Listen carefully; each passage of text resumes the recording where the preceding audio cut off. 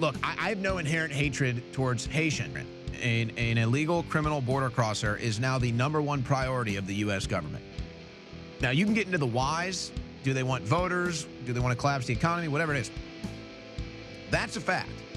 So this is exactly what you're starting to see kind of manifest here in Springfield, Ohio. I mean, to inject 20,000 plus Haitians in a small community that is already being influenced by bad drug use. I mean, you know, the drugs are being funneled into this country, and specifically Springfield, and the fact that mainstream media isn't willing to come out here and actually do the groundwork, talk to the locals, and discuss what's going on and actually investigate. That's all people need to know. Well, of course they're not. They're not going to the middle America. They're not going to these communities that aren't big cities or coastal cities. That's all they care about. They don't care about the middle Americans. If you want to drive a car, you have to get insurance and you have to have a license. Unless you're an illegal immigrant, then the laws don't apply to you.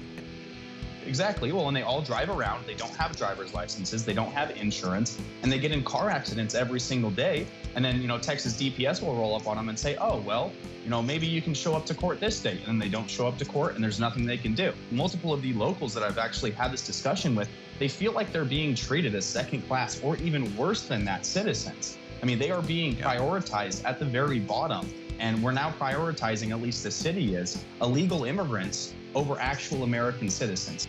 When you inject thousands of non-citizens into small-town America, I mean, folks, it's like a 10-foot man walking around at a midget convention. So you can't really hide this stuff. And my guess is it's going on in more cities. If it's not, it will. Well, so I'd like to touch on something that I found out yesterday, and it was confirmed directly in the council city meeting. In one of my interviews that I had yesterday, this woman talked about how she has a 10-year-old granddaughter, and one of these immigrants from Haiti is 16 years old in the same classroom as her. You're literally having adults attend school with children. I mean, I don't understand how this isn't a public safety risk and why it isn't being talked about more. Like, why is it okay that adults are allowed in a public school with children? It's absolutely absurd to me that this is taking place. And they talked about it in the council city meeting last night. And like you said, you can't do this in small town America. You might be able to get away with it, you know, in Chicago or New York City, but we still see the negative repercussions happening in those cities. Columbus is a huge drug mule area. I mean, huge. Well, and that has to do with the cartels as well. I mean, the freeways right here, I mean, they quite literally go all the way across the country. I mean, you can't do this in a small town.